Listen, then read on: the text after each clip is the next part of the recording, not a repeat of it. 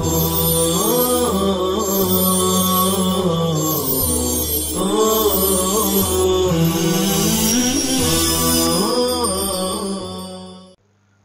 علیکم ورحمۃ اللہ وبرکاتہ۔ معزز سامعین، الحمدللہ آج ہم شب قدر کی دوسری طاق رات کو پانے جا رہے ہیں۔ اللہ تبارک و تعالیٰ اس کی قدردانی نصیب فرمائے۔ اس سے پہلے فضیلت شب قدر کی ایک قسط بیان کی جا چکی، پارٹ نمبر 1۔ آج دوسری قسط بیان کی جا رہی ہے، جس میں شب قدر کے اور دیگر فضائل کو بیان کیا ہے شیخ الحدیث حضرت مولانا زکریا رحمۃ اللہ علیہ نے، جسے سن کر انشاءاللہ ہمیں اس رات کی قدردانی کی مزید توفیق عطا ہوگی۔ تو آئیے، پچھلے سبق میں ہم نے لیلۃ القدر کی روشنی میں شب قدر کی اہمیت اور فضیلت کو سمجھا تھا۔ اب چند احادیث کی روشنی میں اس سلسلے کو آگے بڑھاتے ہیں۔ حدیث پاک ہے کہ شب قدر میں عبادت کرنے سے پچھلے تمام گناہ معاف ہو جاتے ہیں۔ دیکھیے، عن ابی ہریرہ قال قال رسول اللہ صلی اللہ علیہ وسلم من قام لیلۃ القدر ایمانا واحتسابا غفر له ما تقدم من ذنبہ۔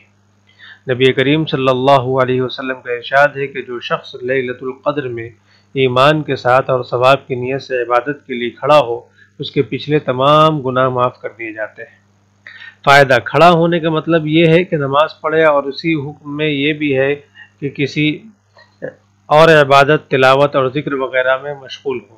اور ثواب کی امید رکھنے کا مطلب یہ ہے کہ ریا وغیرہ کسی بدنیتی سے کھڑا نہ ہو، بلکہ اخلاص کے ساتھ محض اللہ کی رضا اور ثواب کے حصول کی نیت سے کھڑا ہو۔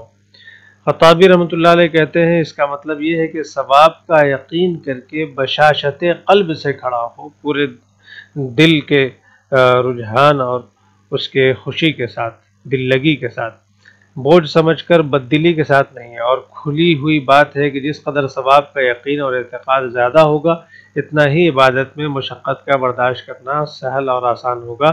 یہی وجہ ہے کہ جو شخص قرب الہی میں جس قدر ترقی کرتا جاتا ہے، عبادت میں انہماک زیادہ ہوتا رہتا ہے۔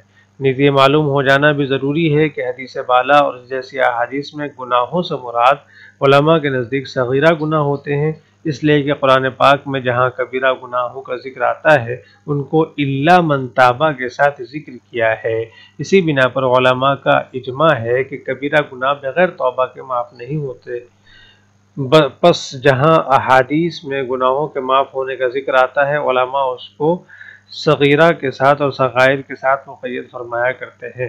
میرے والد صاحب نور اللہ مرقدہ وبرد مضجعہ کا ارشاد ہے کہ احادیث میں صغائر کی قید، چھوٹے گناہوں کی قید دو وجہ سے مذکور نہیں ہوتی۔ اول تو یہ کہ مسلمان کی شان یہ ہے ہی نہیں کہ اس کے ذمہ کبیرہ گناہ ہو، کیونکہ جب کبیرہ گناہ اس سے صادر ہو جاتا ہے، اس سے ہوتا ہے، تو مسلمان کی اصل شان یہ ہے کہ اس وقت تک چین ہی نہ آوے جب تک کہ اس گناہ سے توبہ نہ کر لے۔ کتنی بڑی بات ہے کہ کبیرہ گناہ مسلمانوں کے ذمہ ہونا ہی نہیں چاہیے۔ ایک تو گناہ ہی نہیں ہونا چاہیے، اور اگر ہو جائے تو فوراً توبہ کر لینا چاہیے۔ دوسری وجہ یہ ہے کہ جب اس قسم کے موقع ہوتے ہیں، مثلا لیلۃ القدر ہی میں، جب کوئی شخص با امید ثواب کی امید کے ساتھ عبادت کرتا ہے، تو اپنی بدعمالیوں پر ندامت اس کے لیے گویا لازم ہے اور ہو ہی جاتی ہے۔ اس لیے یعنی جب وہ عبادت کرے گا تو عبادت کے ساتھ ساتھ وہ اپنے گناہوں سے توبہ بھی کرے گا۔ اس لیے توبہ کا تحقق خود بخود ہو جاتا ہے کہ توبہ کی حقیقت گزشتہ پر ندامت اور آئندہ کو نہ کرنے کا عزم ہے۔ نماز پڑھتا ہے، اللہ تعالیٰ سے دعا کرتا ہے، تو دعا میں یہی تو وہ نادم ہوتا ہے اپنے گناہوں پر۔ لہٰذا اگر کوئی شخص کبائر کا مرتکب بھی ہو تو اس کے لیے ضروری ہے کہ لیلۃ القدر ہو یا کوئی اور اجابت کا موقع ہو، اپنی بدعمالیوں سے سچے دل سے، پختگی کے ساتھ دل و زبان سے توبہ بھی کر لے، تاکہ اللہ کی رحمت کاملہ متوجہ ہو اور صغیرہ کبیرہ سب طرح کے گناہ معاف ہو جائے، اور یاد آ جائے تو اس سیاہ کار کو بھی اپنی مخلصانہ دعاؤں میں یاد فرما لے، اور اس سیاہ کار کو بھی۔ اسی طریقے سے دوسری حدیث ہے جس میں بتایا گیا ہے کہ شب قدر سے جو شخص محروم ہوا وہ تمام خیر سے محروم ہو جاتا ہے۔ عن انس قال دخل رمضان فقال رسول الله صلى الله عليه وسلم ان هذا الشهر قد حضركم وفيه ليلة خير من 1000 شهر من حرمها فقد حرم الخير كله ولا يحرم خيرها الا محروم۔ حضرت انس رضی اللہ تعالیٰ عنہ کہتے ہیں کہ ایک مرتبہ رمضان المبارک کا مہینہ آیا تو حضور صلی اللہ علیہ وسلم نے فرمایا کہ تمہارے اوپر ایک مہینہ آیا ہے جس میں ایک رات ہے جو 1000 مہینوں سے افضل ہے۔ جو شخص اس رات سے محروم رہ گیا گویا ساری ہی خیر سے محروم رہ گیا، اور اس کی بھلائی سے محروم نہیں رہتا مگر وہ شخص جو حقیقتاً محروم ہی ہے۔ فائدہ حقیقتاً اس کی محرومی میں کیا تعامل ہے؟ جو اس قدر بڑی نعمت کو ہاتھ سے کھو دے۔ ریلوے ملازم چند کوڑیوں اور چند پیسوں کے خاطر رات بھر جاگتے ہیں۔ اگر 80 برس کی عبادت کی خاطر کوئی ایک مہینہ تک رات میں جاگ لے تو کیا دقت ہے؟ اصل یہ ہے کہ دل میں تڑپ ہی نہیں۔ اگر ذرا سا چسکا پڑ جائے عبادت کا تو پھر ایک رات کیا سینکڑوں راتیں جاگی جا سکتی ہیں۔ الفت میں برابر ہے وفا ہو کہ جفا ہو، ہر چیز میں لذت ہے اگر دل میں مزہ ہو۔ اللہ تعالیٰ ہمیں بھی لذت عبادت عطا فرمائے۔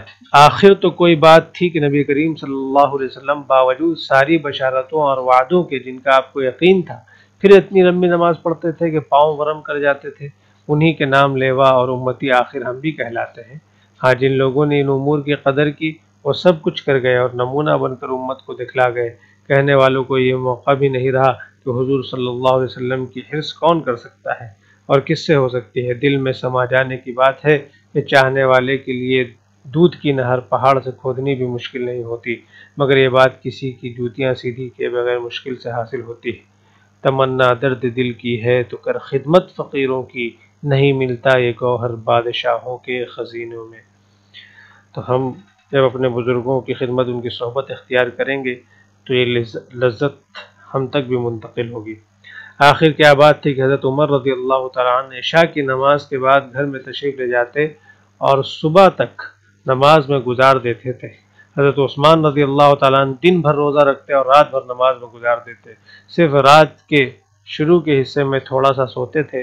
رات کی ایک رات میں پورا قرآن پڑھ لیتے تھے۔ شرح احیاء ابو طالب رحمۃ اللہ علیہ مکی سے نقل کیا ہے کہ 40 تابعین سے تواتر کے ساتھ یہ بات ثابت ہے کہ وہ عشاء کے وضو سے نماز صبح پڑھتے تھے۔ حضرت شداد رضی اللہ تعالیٰ عنہ رات کو لیٹتے اور تمام رات کروٹیں بدل کر صبح کر دیتے اور کہتے یا اللہ آگ کے ڈر نے میری نیند اڑا دی۔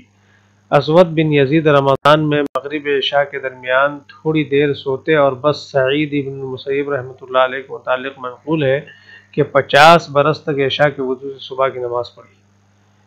صلاح بن اسیم رحمۃ اللہ علیہ رات بھر نماز پڑھتے اور صبح کو یہ دعا کرتے کہ یا اللہ میں اس قابل تو نہیں ہوں کہ جنت مانگوں، صرف اتنی درخواست ہے کہ آگ سے بچا دیجیے۔ حضرت قتادہ رضی اللہ تعالیٰ عنہ تمام رمضان تو ہر 3 رات میں ایک ختم فرماتے، مگر عشرہ اخیرہ میں ہر رات میں ایک قرآن شریف ختم کرتے۔ امام ابو حنیفہ رحمۃ اللہ علیہ کا 40 سال تک عشاء کے وضو سے صبح کی نماز پڑھنا اتنا مشہور و معروف ہے کہ اس سے انکار تاریخ کے اعتماد کو ہٹاتا ہے۔ جب ان سے پوچھا گیا کہ آپ کو یہ قوت کس طرح حاصل ہوئی تو انہوں نے فرمایا کہ میں نے اللہ کے ناموں کے طفیل ایک مخصوص طریق پر دعا کی تھی۔ صرف دوپہر کو تھوڑی دیر سوتے اور فرماتے کہ حدیث میں قیلولہ کا ارشاد ہے، گویا دوپہر کے سونے میں بھی اتباع سنت کا ارادہ ہوتا۔ قرآن شریف پڑھتے ہوئے اتنا روتے کہ پڑوسیوں کو ترس آنے لگتا تھا۔ ایک مرتبہ ساری رات اس آیت کو پڑھتے اور روتے گزار دی۔ بل الساعۃ موعدہم، سورہ قمر رکو نمبر 3۔ ابراہیم بن ادہم رحمۃ اللہ علیہ رمضان المبارک میں نہ تو دن کو سوتے نہ رات کو۔ امام شافعی رحمۃ اللہ علیہ رمضان المبارک میں دن رات کی نمازوں میں 60 قرآن مجید ختم کرتے، اور ان کے علاوہ سینکڑوں واقعات ہیں جنہوں نے وما خلقت الجن والانس الا لیعبدون کہ جن و انس کو میں نے صرف عبادت کے لیے پیدا کیا ہے، پر عمل کر کے بتلا دیا کہ کرنے والے کے لیے کچھ مشکل نہیں۔ یہ سلف کے واقعات ہیں، اب بھی کرنے والے موجود ہیں۔ اس درجے کا مجاہدہ نہ صحیح مگر اپنے زمانے کے موافق اپنی طاقت و قدرت کے موافق نمونے سلف اب بھی موجود ہیں، اور نبی کریم صلی اللہ علیہ وسلم کا سچا اقتداء کرنے والے اس دور فساد میں بھی موجود ہیں۔ نہ راحت و آرام انہما کے عبادت سے مانع ہوتا ہے، نہ دنیاوی مشاغل سد راہ ہوتے ہیں۔ نبی کریم صلی اللہ علیہ وسلم فرماتے ہیں کہ اللہ جل جلالہ کا ارشاد ہے، اے ابن آدم تم میری عبادت کے لیے فارغ ہو جا، میں تیرے سینے کو غنا سے بھر دوں گا اور تیرے فقر کو بند کر دوں گا، ورنہ تیرے سینے کو مشاغل سے بھر دوں گا اور فقر زائل نہیں ہوگا۔ روزمرہ کے مشاہدات اس سچے ارشاد کے شاہد ہیں۔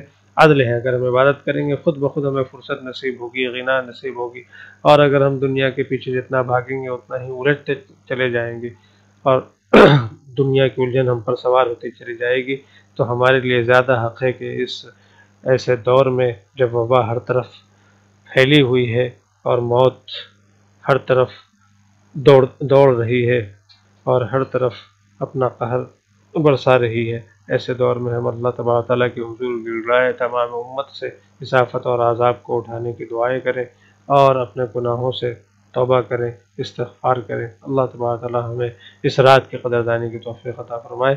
وآخر دعوانا الحمدللہ۔